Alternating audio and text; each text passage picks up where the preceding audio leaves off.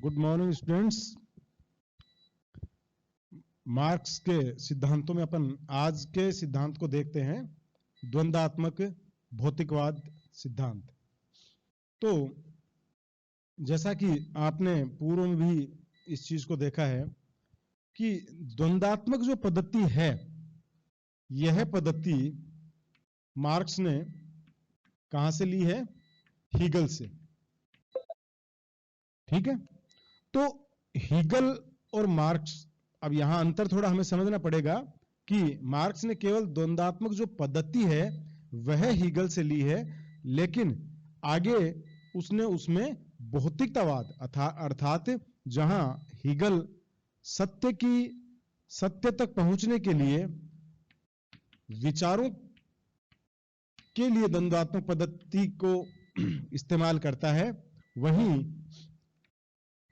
Marks पदार्थ के लिए द्वंद्वात्मक पद्धति का यूज करता है। अर्थात भौतिक जगत में वह मानता है कि भौतिक जगत ही वास्तविक जगत है। अर्थात हीगल जहां आध्यात्मिक और चिंतन के लिए, विचारों में चिंतन के लिए जब वो मानता है कि अंतिम सत्य तक पहुंचने के लिए द्वंद्वात्मक प्रक्रिया के माध्यम से विचार है वो इस प्रक्रिया को पूरा करते हैं और फिर ये प्रक्रिया पूरी होने के बाद में व्यक्ति सत्य तक पहुंचता है। तो यह एक मस्तिष्क के अंदर होने वाली प्रक्रिया के रूप में हीगल जहां स्वीकार करता है, वहीं मार्क्स इसे भौतिक जगत में पदार्थ के रूप में स्वीकार करता है और वो मानता है कि भौतिक जगत ही वास्तविक है, बाकी चीजें काल्पनिक है। ठीक है, तो मार्क्स, यहां थोड़ा आप ये ध्यान में रखिए कि मार्क्स कहता है कि जो हीगल की प्रक्रिया जो सिर के बल थी, मैंने उसे पैरों पे खड़ा कर दिया है। अर्थात उसे मैंने बिल्कुल विपरीत उसकी जो आध्यात्मिकता से उसे भौतिक जगत पे मैं लेके आ गया हूं। तो आज हम देखते हैं कि द्वंद्वात्मक पद्धति है क्या, कैसे द्वंद्वात्मक पद्धति के माध्यम से किस प्रकार समाज में परिवर्तन होता है। मार्क्स ये सिद्ध करना चाह रहा है इस पद्धति के माध्यम से कि द्वंद्वात्मक प्रक्रिया के माध्यम से विकास लगातार होता है, समाज में परिवर्तन होते हैं, गुणात्मक बदलाव आते हैं। तो उसने माना है कि वह इस माध्यम से एक मैसेज देना चाहता है कि समाज में परिवर्तन निश्चित है, समाज में परिवर्तन होंगे। ठीक है, तो द्वंद्वात्मक जो प्रक्रिया है, सबसे पहले हम देखें कि हीगल क्या कहता है द्वंद्वात्मक प्रक्रिया के लिए। वह कहता है कि द्वंद्वात्मक प्रक्रिया है कि समाज में परिवर्तन होंगे, परिवर्तन हमेशा से होते आए हैं और परिवर्तन हमेशा होते रहेंगे, लेकिन वह यह कहता है कि परिवर्तन किसी सीधी रेखा में नहीं होकर परिवर्तन बड़े टेढ़े मेढ़े तरीके से होते हैं और इन्हीं टेढ़े मेढ़े तरीकों को वह 3 अवस्थाओं में बताता है। उसका मानना है कि सबसे पहले कोई भी विचार जो मस्तिष्क में आता है उसे वह वाद के नाम से कहता है कि पहला जो विचार मस्तिष्क में आया वह वाद है, एक विचार के रूप में।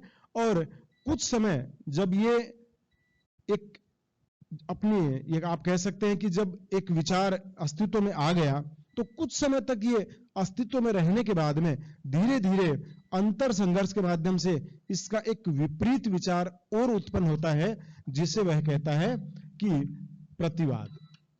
तो एक जो विचार उत्पन्न हुआ वह, तथा उसी विचार का बिल्कुल विपरीत एक जो विचार उत्पन्न होता है उसको नाम दिया है उसने प्रतिवाद। और बाद में इन दोनों के मध्य जो एक समन्वय की स्थिति उत्पन्न होती है, जो वाद और उसका बिल्कुल विपरीत जो विचार है प्रतिवाद, इन दोनों के बीच की जो एक समन्वय की जो स्थिति उत्पन्न होती है जिसे वह संवाद कहता है। वो कहता है कि यह संवाद होता है, समन्वय दोनों विचारों के बीच का विचार एक निकल के सामने आता है। और उसके बाद में यह संवाद जब कुछ समय अस्तित्व में रहता है तो कुछ समय बाद पुनः वाद बन जाता है और वाद बनने के बाद में फिर इसका प्रतिवाद उत्पन्न हो जाता है और फिर इन दोनों के बीच की स्थिति संवाद बनती है, संवाद फिर वाद में कन्वर्ट हो जाता है। और यह कहता है कि यह प्रक्रिया विचारों की तब तक चलती रहेगी जब तक कि सत्य तक नहीं पहुंच जाए, जब तक कि उसमें से हम सत्य स्थिति तक नहीं पहुंच जाएंगे। अर्थात प्रारंभ में जो विचार आया, प्रारंभ में जो विचार जिसे वह वाद का नाम देता है, उस विचार के अंतर संघर्ष होते होते उसके विरोधी विचार उत्पन्न होंगे और विरोधी विचारों के बाद में फिर एक निष्कर्ष निकलेगा। उस निष्कर्ष से में कुछ समय बाद में पुनः उसका विरोधी विचार उत्पन्न हो जाएगा। तो इस तरीके से कह रहा है कि जो असत्य के अंश हैं वो लगातार उसमें से निकलते जाएंगे और एक सारांश निकलते निकलते लास्ट में स्थिति कहां तक पहुंचेगी? सत्य तक पहुंचेगी। ये जो प्रक्रिया है, वाद, प्रतिवाद और दोनों के बीच की स्थिति, दोनों के समन्वयात्मक, जो दोनों के जिनको आप कह सकते हैं कि दोनों में असत्य के अंश निकलने के बाद में जो एक सारांश जो दोनों के बीच का निकलता है, निष्कर्ष निकलता है वाद और प्रतिवाद का, वह कहलाता है संवाद। तो वाद, प्रतिवाद, संवाद, ये तीन अवस्थाएं द्वंदात्मक प्रणाली की होती है। क्लियर है चीज? तो ये जो हीगल ने वैचारिक दृष्टि से विचार का आना और उस विचार का सत्य तक, अंतिम सत्य तक पहुंचना, ये जो प्रक्रिया है, उसने माना कि ये जो विचार उत्पन्न हुआ है मस्तिष्क में यहां से लेके वह जब तक सत्य तक पहुंचा है, ये प्रक्रिया किस प्रक्रिया के माध्यम से होता है? यह द्वंदात्मक जो प्रक्रिया है उसके माध्यम से इस विचार को कहां से पहुंचा जाता है? सत्य तक पहुंचा जाता है और सत्य सामने आता है। क्लियर है चीज? तो ये कहलाती है द्वंदात्मक पद्धति। जैसे मान लीजिए आपने कई बार देखा होगा डिबेट प्रतियोगिताएं होती है, तो डिबेट प्रतियोगिता जब आप अभी कॉलेज में आए हैं, आप और भी देखोगे यहाँ अंतर महाविद्यालय वाद विवाद प्रतियोगिताएं जो होती है, आपके स्कूल्स में भी आपने कभी भाग लिया होगा। तो अब जैसे कॉलेजेस में ज्यादा देखने को मिलेगी आपको, तो उसमें क्या होगा कि जैसे एक सब्जेक्ट आपको दे दिया जाता है, उस सब्जेक्ट को दो पार्ट हैं, पक्ष और विपक्ष। ये माना जाता है कि कोई भी जो अंतिम सत्य जब तक किसी का नहीं निकलता है, तब तक हर सब्जेक्ट, हर विषय के दो अलग अलग बिंदु हमें देखने को मिलते हैं, उसके पक्ष में भी और उसके विपक्ष में। अर्थात उसके सकारात्मक बिंदु भी हमें देखने को मिलते हैं, तो उसके नेगेटिव बिंदु भी हमें देखने को मिलते हैं। तो पक्ष और विपक्ष दोनों जब अपने अपने बातें रखते हैं किसी विषय के ऊपर, लास्ट में उन दोनों का जो सारांश निकलता है, निष्कर्ष निकलता है कि हाँ ये इतनी चीजें ये गलत है, और विपक्ष में आपने जो अपने पक्ष में तर्क दिए हैं इतनी चीजें इसमें गलत है, इतनी चीजें इसमें गलत है। दोनों निकलने के बाद में ये उनके बीच का एक सार निकलता है, सारांश निकलता है। तो यही स्थिति हम कह सकते हैं कि ये जो विषय है ये वाद है, इसका विपक्ष है प्रतिवाद है, और ये उसका संवाद है। लास्ट जो उनकी स्थिति आती है वह उनका संवाद है। तो हीगल द्वारा बताए गए इसी द्वंदात्मक पद्धति या इसी द्वंदात्मक प्रोसेस को मार्क्स ने भौतिक जगत में लागू किया है। ठीक है? तो द्वंद का मतलब समझ गए आप? द्वंद का मतलब सीधा सा हो गया है, दो विरोधी पक्षों में जो संघर्ष होता है, जो दो विरोधी जो वस्तुएं होती हैं उनका जो संघर्ष है वह द्वंद कहलाता है। तो इस द्वंद को भौतिक जगत में लागू करना और उसके आधार पर जो विचारधारा का निर्माण हुआ है उसे हम कहते हैं द्वंदात्मक भौतिकवादी सिद्धांत या द्वंदात्मक भौतिकवादी विचारधारा। ठीक है? तो ये तो हम बात कर रहे थे हीगल की, एक हीगल की द्वंदात्मक प्रणाली जो वैचारिक आधार पे है। उसी क्रम में मार्क्स कहता है कि भौतिक जगत में भी जो परिवर्तन होते हैं उन परिवर्तनों के पीछे भी द्वंदात्मक पद्धति है। भौतिक जगत में जो परिवर्तन होते हैं उसने माना है कि ये मात्रात्मक परिवर्तन भी इनमें होते हैं। उन्होंने माना कि समाज की जो प्रगति है वह भी वैसी ही टेढ़े मेढ़े तरीकों से होती है जैसे कि अपन ने देखा था कि जो हीगल ने बताया था कि विचारों में जो बदलाव आते हैं, विचारों में जो परिवर्तन आते हैं, जो हम सत्यता की तरफ जैसे जैसे आगे बढ़ते हैं, तो वो जो उच्चतर विकास जो होता है विचारों का, वही यह भी मानता है कि समाज में जो हमें चीजें दिखाई देती है जिन्हें वह पदार्थ कहता है, ये कहता है कि इन पदार्थों में भी परिवर्तन होता है, अवस्थाओं में भी परिवर्तन होता है, और इस परिवर्तन के पीछे भी वह मानता है कि यह परिवर्तन भी कोई इतना इजी नहीं है कि अपने आप हो जाता है। यह परिवर्तन जो अपने आप भी होगा तो यह भी एक सीधे तरीके से नहीं, बल्कि यह भी उसी टेढ़े मेढ़े रास्तों से होके, उन्हीं टेढ़े मेढ़े तरीकों से होता है जिन तरीकों से हेगल विचारों में परिवर्तन की बात कहता है। उसने माना है कि पदार्थ हैं इनमें भी, या समाज की जो अवस्थाएं हैं, ये कहता है कि सब में, भौतिक जगत में जितने भी परिवर्तन हैं उनके पीछे भी द्वंदात्मक प्रक्रिया ही काम करती है। और एक प्रक्रिया, ये इसका मानना है कि जैसे उन्होंने बताया कि वाद से प्रतिवाद, प्रतिवाद से संवाद की जब स्थिति आती है, तो मार्क्स भी ये कहते हैं कि इन स्थितियों तक पहुंचने तक उसका मानना है कि ये उच्चतर वस्तु अस्तित्व में आती है। संघर्ष के परिणाम स्वरूप क्या होता है कि आज जिस स्थिति में है उससे बेहतर स्थिति आपको परिवर्तन के बाद में, संघर्ष के बाद में मिलती है। ठीक है ना?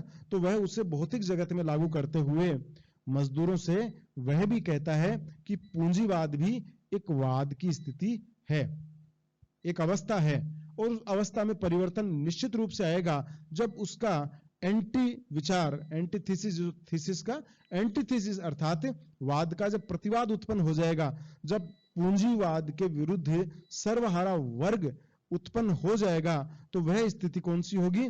वह प्रतिवाद की स्थिति होगी। समझ गए? तो ये कहता है कि यह प्रक्रिया स्वाभाविक है, इसलिए वो मजदूरों में एक आत्मविश्वास इस सिद्धांत के माध्यम से देना चाहता है कि निश्चित है यह कि पूंजीवाद का अंत भी होगा। और क्यों होगा? क्योंकि वो कहता है कि द्वंदात्मक प्रक्रिया है वह नियमित रूप से लागू है और यह द्वंदात्मक प्रक्रिया के माध्यम से परिवर्तन अवस्था में आएगा।